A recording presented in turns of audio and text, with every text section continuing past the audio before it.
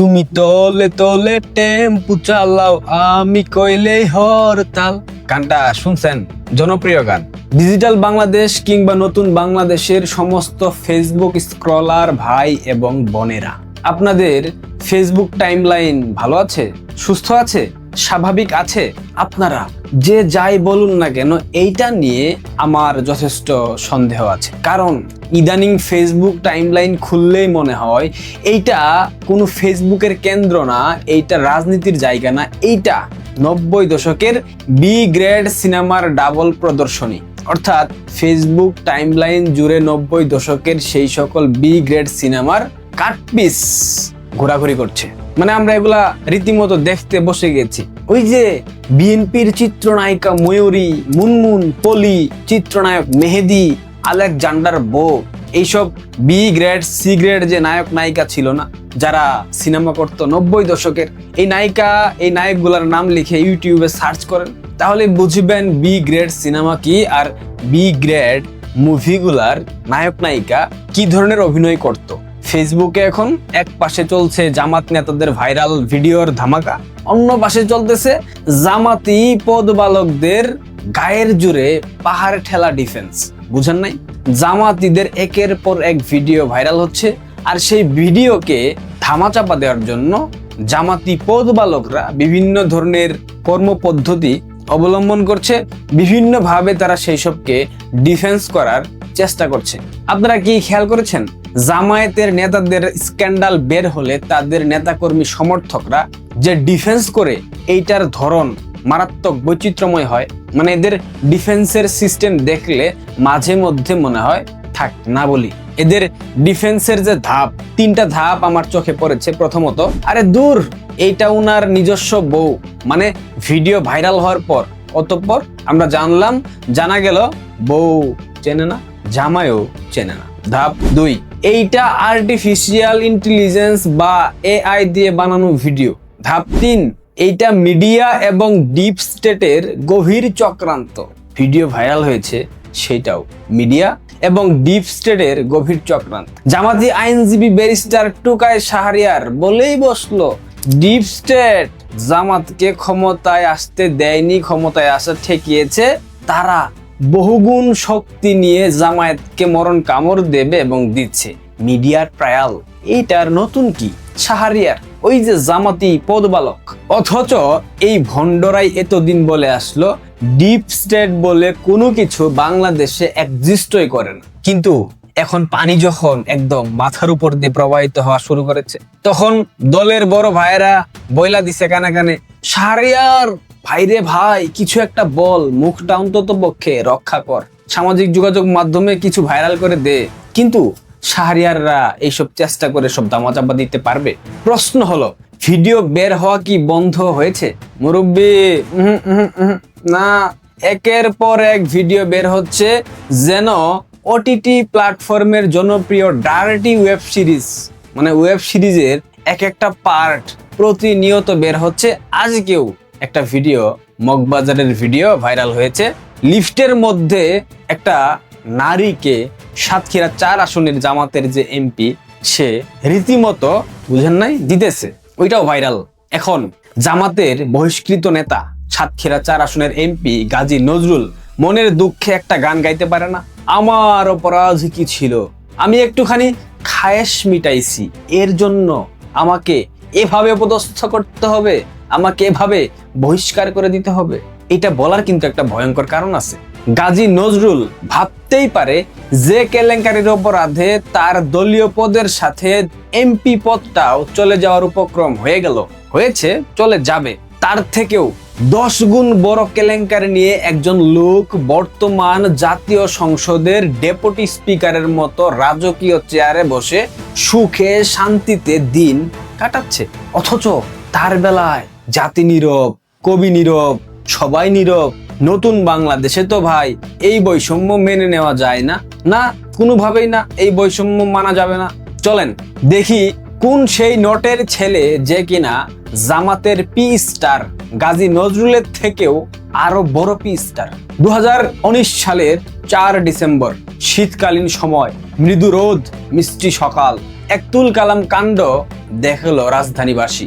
বিএনপির আইন বিষয়ক সম্পাদক ব্যারিস্টার কায়সার কামাল গ্রেফতার হলো ঢাকার পান্থপথের স্কয়ার হসপিটালের পাশের একটা বাসা থেকে। আবারও বলতেছি, বিএনপির আইন বিষয়ক সম্পাদক ব্যারিস্টার অ্যাডভোকেট কায়সার কামাল ফুটফুটে সুন্দর। এখন আপনারা ভাববেন নিশ্চয়ই রাজপথের মিছিল মিটিং থেকে কায়সার কামালকে গ্রেফতার করা হয়েছে অহেতুক রাজনৈতিক মামলা। মুরব্বী থামেন। ঘটনা সুরের উপর বাটপারি। অভিযোগকারী কে জানেন? তার নিজের দলের জুনিয়র আইনজীবী আতিকুর রহমান, অর্থাৎ বিএনপি পন্থী জুনিয়র আইনজীবী আতিকুর রহমান।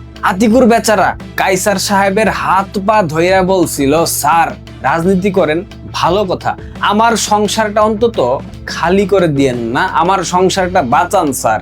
ইভেন এই আতিকুর বিএনপির সিনিয়র নেতাদের দরজায় কোরআনের কান্নাকাটি কইরা বলছিল, স্যার কামাল স্যারকে একটু বলেন আমার স্ত্রীকে যেন ছেড়ে দেয়। সিনিয়র নেতাগুলা কারা ছিল জানেন? মির্জা ফখরুল, রুহুল কবির রিজভী, মির্জা আব্বাস, মঈন খান এরা। কিন্তু ব্যারিস্টার কায়সার কামাল বিএনপির আইন বিষয়ক সম্পাদক, সে তো বাবা ড্যাম কেয়ার, কারো কথায় রাখে নাই। অবশেষে 4 ডিসেম্বর হাতে নাতে ধরা। পুলিশ পান্থপথ থেকে তাকে গ্রেফতার করে নিয়ে গেল কলাবাগান থানায়। কিন্তু চমৎকার বিষয় কি জানেন? মাত্র 13 দিনের মাথায় জামিন হয়ে গেল কায়সার কামালের। মুচলেকা দিল আর কোনোদিন আতিকুরের সাংসারিক বিষয়ে সে নাক গলাবে না। কিন্তু লম্পট কখনো পরিবর্তন হয় না। কয়লার রং যতই ধুয়ে ফেলেন না কেন কালোই থেকে যায়। জেল থেকে বের হয়ে এই কায়সার কামাল কি করেছিল জানেন? তারেক রহমানের মতোই মুচলেকা বাতাসে উড়িয়ে দিয়ে সোজা কাবিন কিংবা কোনো প্রকার আইনি প্রক্রিয়া ছাড়াই আতিকুরের স্ত্রীকে বিয়ে করেছিল। কিন্তু সেই নারীকে সামাজিকভাবে স্বীকৃতি দেয় নাই, যাতে করে ভবিষ্যতে মাইনকার চিপাই পড়লে আবারও অস্বীকার করতে পারে এটা তার স্ত্রী না। জামাতের সাতক্ষীরা 4 আসনের এমপি পি স্টার গাজী নজরুলের সাথে বিএনপির পি স্টার নেত্রকোনার সাংসদ কায়সার কামালের পার্থক্যটা ঠিক কোথায় জানেন? পার্থক্য একটাই, নজরুলের ভিডিও সোশ্যাল মিডিয়ায় লিক হয়েছে, মানে ভাইরাল হয়েছে, আর কায়সার কামালের ঘরের সিসিটিভি ফুটেজটা কোনোভাবে গায়েব করা ছিল। ফুটেজ না থাকলে পাপাচার ধুয়ে মুছে সাফ হয়ে যায়। কি ভাবছেন গল্প শেষ? জি না, মাত্র হাফ টাইম। আইনজীবী মহলে কায়সার কামালের সুনাম এতই ছড়িয়ে পড়েছিল যে বিএনপির প্রবীণ আইনজীবী নেতা মাহবুব উদ্দিন খোকন নিজে একটা ঐতিহাসিক সংবাদ সম্মেলন ডেকে বসলেন। তিনি মাইক্রোফোনের সামনে দাঁড়িয়ে সোজা বাংলায় কায়সার কামালকে যা বলেছিলেন সেই সব শুনে উপস্থিত সবাই তাজ্জব বনে গিয়েছিল। তিনি একাধারে কায়সার কামালকে কুলাঙ্গার এবং নানা ধরনের বাজে সম্মানে ভূষিত করেছিল। তিনি বলেছিলেন সুপ্রিম কোর্টের 2600 নারী আইনজীবীর সুরক্ষার স্বার্থেই এই কায়সার কামালকে দল থেকে বের করা দরকার। কিন্তু দল বিএনপি মানে তারেক রহমান কি করেছিল? বহিষ্কার, ছাঁটাই। মুরব্বী থামেন, এটা বিএনপি মশাই। বিএনপির রাজনীতিতে পাপ যত ভারী হয় প্রমোশনের চান্স তত বেড়ে যায়। আর সে কারণেই কায়সার কামালকে উপহার দেওয়া হয়েছে জাতীয় সংসদের মতো পবিত্র জায়গার ডেপুটি স্পিকারের চেয়ার। বাহ, কি চমৎকার বিচার, তাই না জনাব তারেক রহমান? এখন আপনারা হয়তো মাথায় হাত দিয়ে ভাবছেন, তারেক রহমান সাহেব কেন এমন বিতর্কিত ব্যক্তিকে সংসদের গার্ড বানিয়ে বসিয়ে দিলেন? ভাবছেন না? পলিটিক্যাল সায়েন্সে এটার উত্তর খুব সহজ। রাজনীতিতে যার নিজের কোনো ব্যক্তিগত সত্তা, নিজস্বতা, নৈতিক ভিত্তি, সম্মান অবশিষ্ট থাকে না, সেই ব্যক্তি হাইকমান্ডের সব থেকে অনুগত গোলাম হয়ে কাজ করে, গোলাম হয়ে রয়ে যায়। কারণ কায়সার কামালের অন্য কোথাও গিয়ে মুখ দেখানোর মতো উপায় নাই।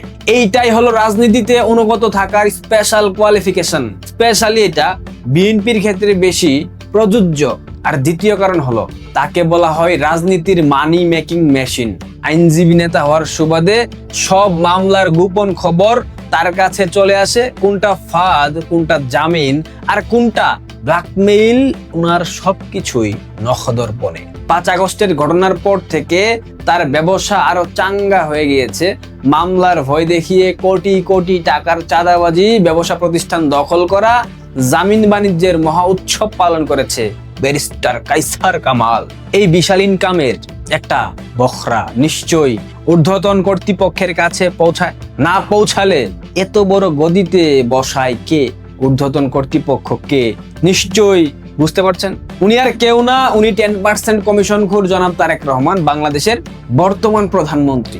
যেই জাতীয় সংসদের রক্ষক, এমন একজন পি স্টার, সেই সংসদ থেকে আপনি আমি আমরা ভালো জিনিস প্রত্যাশা করতে পারি? ভিডিও লিক হলে রাজনীতি শেষ, আর সিসিটিভি ফুটেজ না থাকলে উনিই মাননীয় স্পিকার, ডেপুটি স্পিকার। এই হলো বিএনপির ডিজিটাল এবং মডার্ন রাজনীতির আসল সমীকরণ। ফুটফুটে কাইসার কামালকে একটা সিল মাইরা দেন, সেই সিলের নাম কি জানেন? P star seal. P star মানে বুঝেন তো নাকি? বুঝায় বলতে হবে? ওই যে সানি লিওন ছিল এক সময়, স্টার মানে তো বুঝেনি।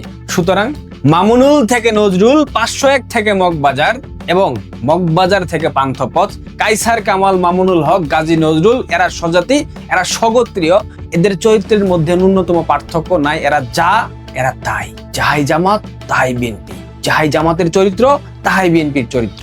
অতি দ্রুত আমরা হয়তো দেখব শফিকুর রহমান, জামায়াত ইসলামের আমির, তারও কোনো একটা স্ক্যান্ডাল মার্কেটে ছড়িয়ে গেছে, কারণ জামাতি পদবালক ব্যারিস্টার শাহরিয়ার কবির বলেই দিয়েছে, ডিপ স্টেট আদানুন খেয়ে ব্যাপক শক্তিমত্তা নিয়ে জামাতের পেছনে লেগেছে। জামাতকে বুঝেন নাই? না জানি আরো কত কিছু বের হয়। ধন্যবাদ।